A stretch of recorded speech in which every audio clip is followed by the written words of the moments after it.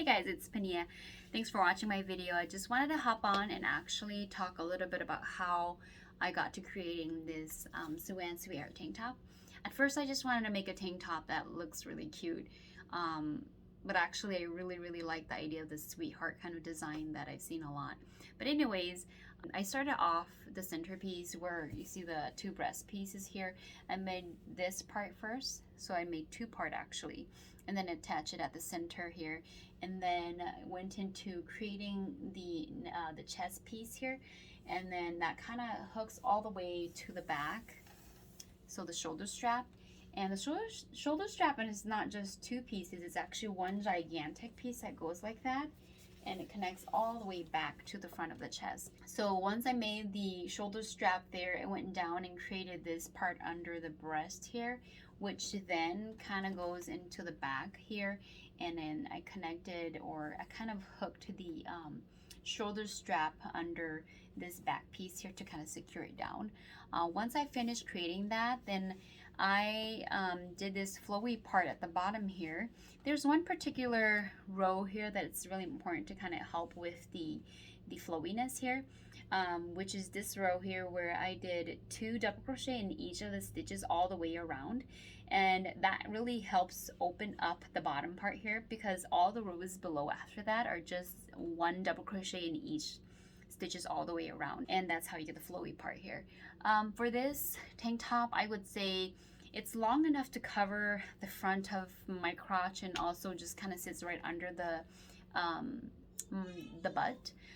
So it's long enough where you can wear short under and still see the short, but it's not long enough to be a skirt. I mean, if you want it to be a skirt, you can just keep going and make it long, but I really like that.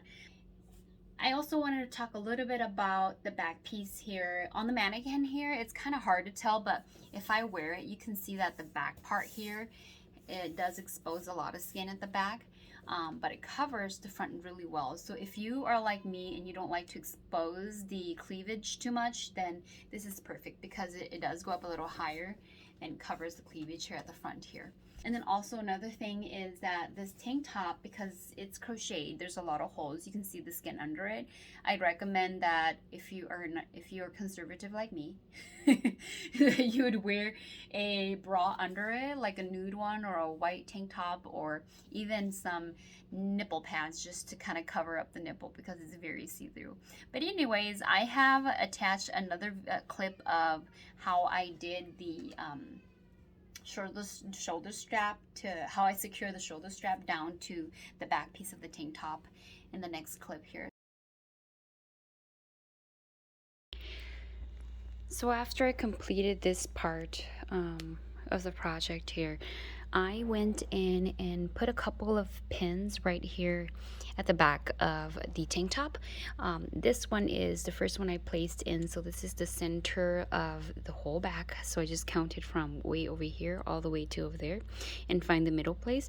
And if you can see here, this is the middle piece here, and it also lines up with that very middle part where the strap was inserted to. So this is also the middle right there. So what I did is I got a pin in the middle there, and then I counted 7 stitches. If you look at the back here, 1 2 3 4 5 6 7, and place a stitch marker right there.